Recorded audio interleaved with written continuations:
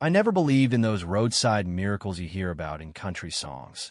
The ones where a stranger pulls over in the pouring rain and changes your life with a wrench and a smile.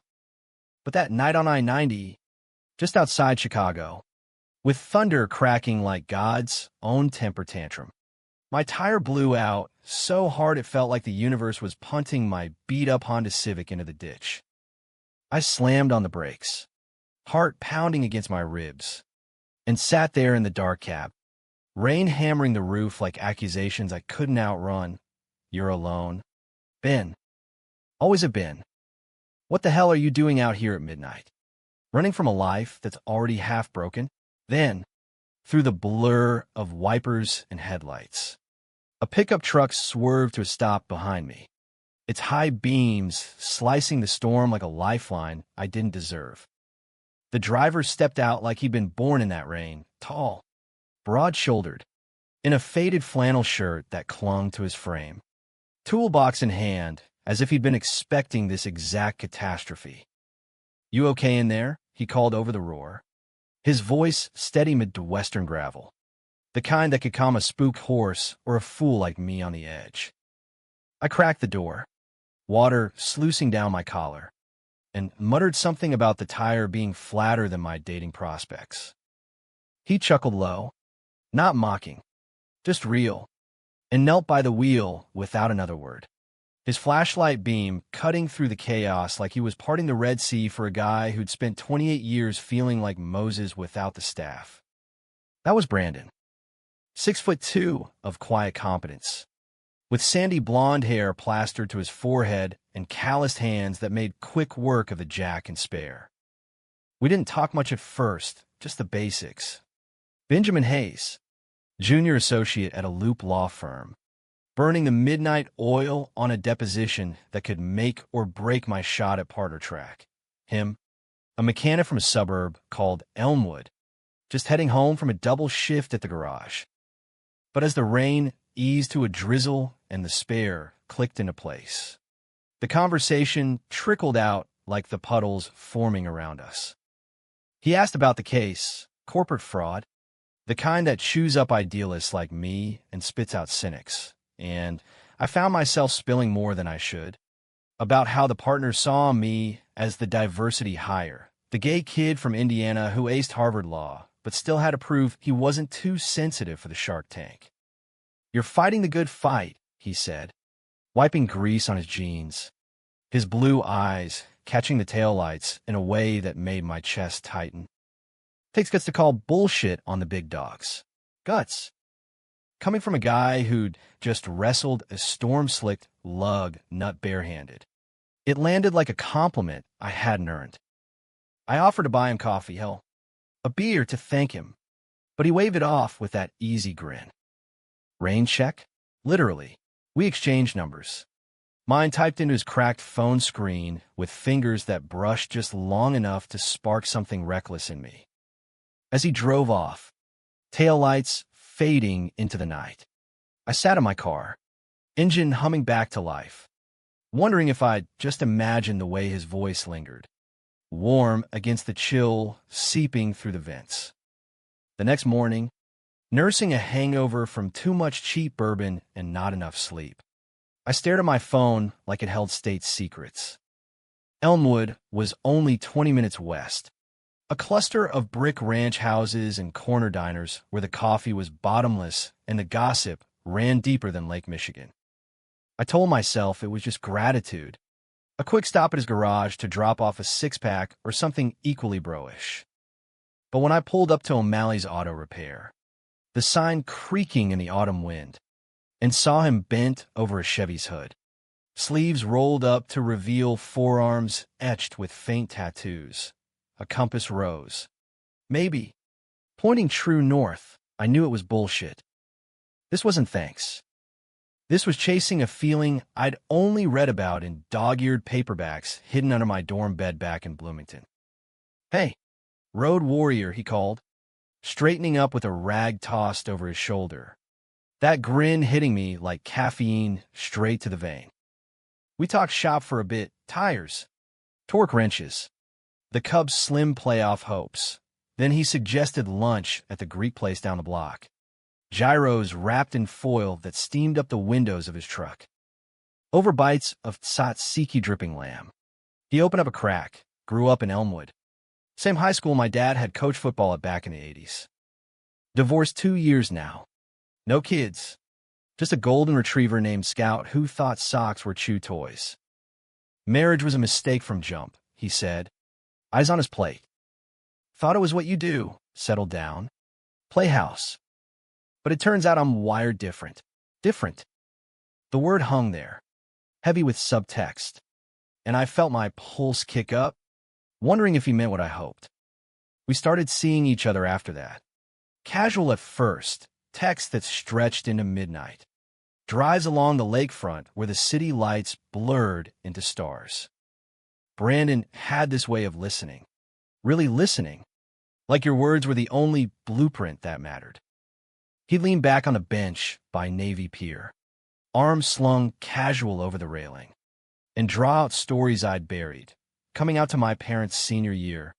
The way Mom hugged me tight while Dad stared at the floor, muttering about figuring it out. The firm, where I'd smile through the microaggressions. The partner who joked about my lifestyle over Scotch neat. You're carrying too much, he'd say, thumb brushing my knuckles in the dark theater we'd sneak into for matinees. The kind with sticky floors and no one to judge. Let me help shoulder it. It felt easy, like slipping into a well-worn jacket. We'd cook dinners in his cramped bungalow. Pasta with sauce from a jar doctored up with whatever herbs he had growing on the sill, laughing when it boiled over and filled the kitchen with steam. Nights blurred into mornings, his body warm against mine under threadbare sheets. Not rushing, just holding space in a world that rarely did. But even in those quiet hours, with his breath steady on my neck, I sensed shadows, phone calls he'd take in the garage, voice dropping low, a photo album tucked in a drawer, edges frayed like regrets. I didn't push. Not yet. Because for the first time, Benjamin Hayes wasn't the fixer. I was the one being mended. One laugh, one touch at a time. By Thanksgiving, we'd carved out a rhythm. He met my sister Ellie over Zoom. She grilled him on the Bears' defensive line, declared him solid, and I tagged along to his folks' place in the suburbs.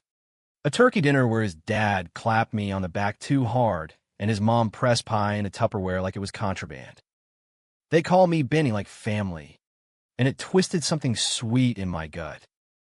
But that night, driving back through snow-dusted streets, Brandon got quiet, fingers tight on the wheel. They're good people, he said finally. But they don't know. Everything.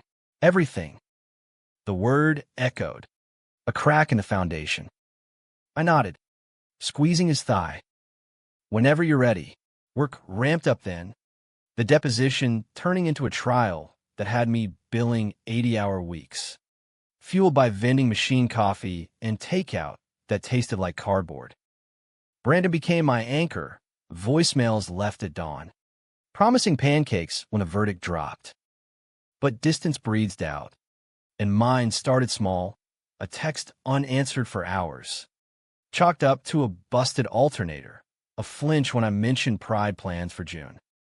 Then, the weekend before Christmas, I surprised him at the garage with tickets to a Blackhawks game, only to find him hunched over the hood of a minivan, arguing in hushed tones with a woman I didn't recognize, mid-30s. Sharp Bob, wedding ring glinting like a warning. She stormed out, tires squealing, and he turned to me with eyes like storm clouds. X, he muttered, but landed wrong. Too clipped. We went to the game anyway, the roar of the crowd drowning out the unease. But over beers in the stands, I pressed. What was that about? He sighed, foam clinging to his mustache. Custody stuff. We share a kid, surprise. A kid. The word hit like a sucker punch. Not divorced with no kids. Then, a son, 5 years old, living with her in Naperville. Tommy. The name slipped out like a confession. And with it, the flood, how he'd married young. Convinced it was the path, small-town expectations. A girl from church who'd looked at him like he hung the moon. But the truth clawed out over years. Late-night realizations in the garage that he loved her as a friend. Nothing more.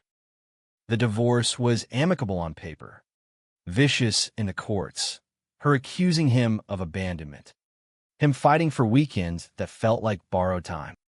Why didn't you tell me? My voice cracked over the Zamboni's hum. Betrayal sharp as the winter bite. He reached for my hand, but I pulled back. I was scared. You got this big life law degree. City shine. Me? I'm just a guy who fixes flats. Didn't want you thinking I came with baggage that heavy. Baggage.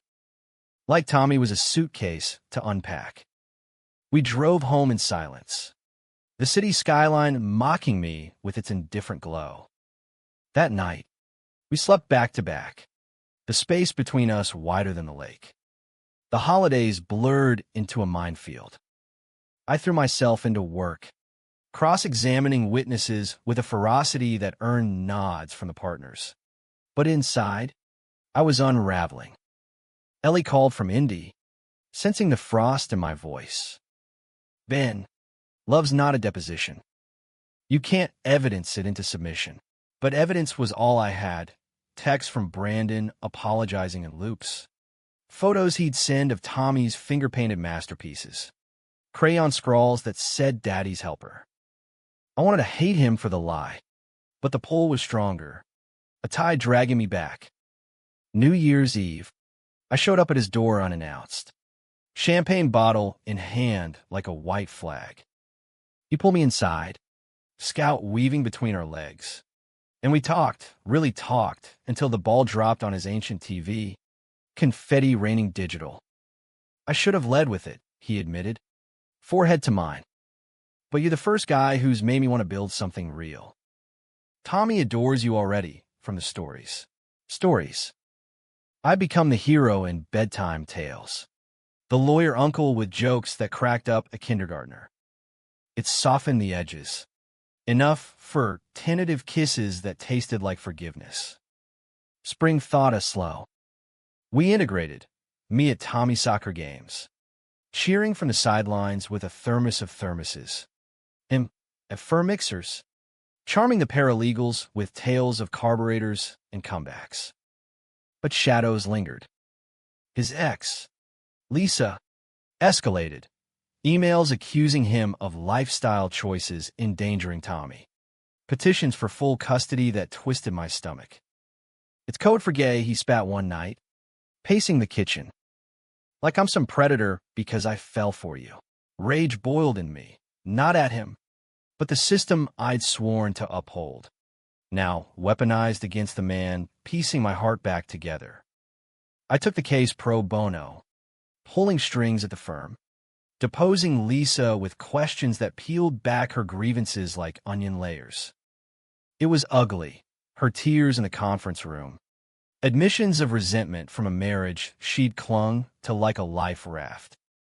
But the judge ruled fair, joint custody. No caveats. Victory tasted bittersweet. Champagne flat on my tongue as Brandon hugged me tight in the courthouse hallway. You saved us, he whispered. Us. It included me now, woven in. Yet doubt festered. Late June, Pride weekend. We marched hand in hand down Halstead, rainbows fluttering like defiant flags. The crowd surged. Electric, but a shout cut through faggot, hurled from a knot of counter-protesters. Beer cans arcing like insults. Brandon shoved me behind him, fists clenched. And for a split second, I saw it, the ex-mechanic from Elmwood, ready to swing for blood. Security swarmed, but the damage lingered. A bruise on the joy. That night, in our hotel room overlooking the parade, he broke. I can't do this to Tommy. The world's not kind to kids with dads like me. His words gutted me. We built this, dinners with bedtime stories. Lazy Sundays, fixing the fence in his yard. But fear was a thief, stealing breaths. "You're enough," I pleaded. But he shook his head, eyes wet. "I love you, Ben. God, I do. But maybe space. For him, space." The word echoed the night of the flat tire. But now was a chasm. I left at dawn, cab weaving through confetti-strewn streets, heart shredded like the parade floats in the rear view. Summer dragged, a heat wave of silence. Work blurred into numbness, partners praising my edge, but I was hollow, filing briefs like autopsy reports on what we'd lost. Ellie flew in, dragged me to Wrigley for a doubleheader, but even the crack of the bat couldn't drown the what-ifs. Then, August, a manila envelope arrived, court papers. Lisa petitioning again, this time citing emotional instability from Brandon's recent breakup. Breakup. Like we'd been casual, not soul-deep. Fury ignited. I stormed his garage, tools clattering as he looked up, grease-streaked and startled. "What the hell? Bran? She's using me as ammo." He stood, wiping hands on a rag that couldn't clean the guilt in his eyes. I thought it was Kinder. Clean break. Kinda. The lie burned. "You think hiding makes it hurt less? Tommy needs a dad who fights, not one who runs scared." Words flew then, raw and ragged. Me accusing him of cowardice. Him hurling back my workaholic walls. The firm that'd chew me up before I'd let love in. A wrench skittered across the floor, and I saw it, the compass tattoo, needle trembling like his resolve. He grabbed my arm, pulled close enough to smell motor oil and regret. "I lied once. About Tommy. Won't do again. I love you, messy, broken, all of it. But if we're doing this, no half measures." The fight drained, leaving us panting, foreheads pressed in the oil-scented dim. "Then fight with me," I whispered. He nodded, fierce, and kissed me like a vow, slow, sealing cracks. The hearing was a battlefield. Lisa's lawyer painted Brandon as erratic, me as the influence destabilizing a family. I cross-examined, voice steady as steel, her own emails admitting shared parenting worked. Tommy's school reports glowing under joint care. But the bomb dropped mid-trial, a private investigator's report. Dug up by her side, photos of us at Pride, twisted into public indecency. The gallery murmured, judges gavel cracking like judgment. Brandon's face paled beside me, hand finding mine under the table. Squeeze saying we're in this. I pivoted, calling character witnesses, Ellie on Zoom, tearful about the brother who'd rebuilt after coming out, his mom, voice quavering, testifying to the son who'd always put family first. Then Brandon took the stand, voice cracking but clear, "I married young. Try to be what they wanted. But Tommy deserves truth, not shadows. And Ben, he's the light that showed me how." The courtroom hushed, Lisa's eyes glistening, not hate, but hurt mirroring our own. Verdict, status quo, with mediation mandated. We won, but victory felt like survival. Outside, rain slicked the steps, echo of that first night, and Brandon pulled me into the downpour, kissing me fierce under the awning. "No more secrets," he murmured. "Promise." I nodded, water mingling with tears. Tommy waited in the car, waving a drawing of 3 stick figures under a rainbow sun. Us. Whole. Fall-painted Elmwood gold, leaves crunching under tires as we drove to the lake for weekends. Scout bounding ahead. Work eased. I turned down a promotion that meant more hours. Less us. Brandon proposed one dusk on that dock. Not with rings, but a tire iron wrapped in twine. Engraved fixed for good. Laughter bubbled. Yes, spilling free. We married quiet. Courthouse steps with Ellie and his folks. Tommy scattering petals like confetti. Years full now. Tommy's laughter filling the bungalow we expanded.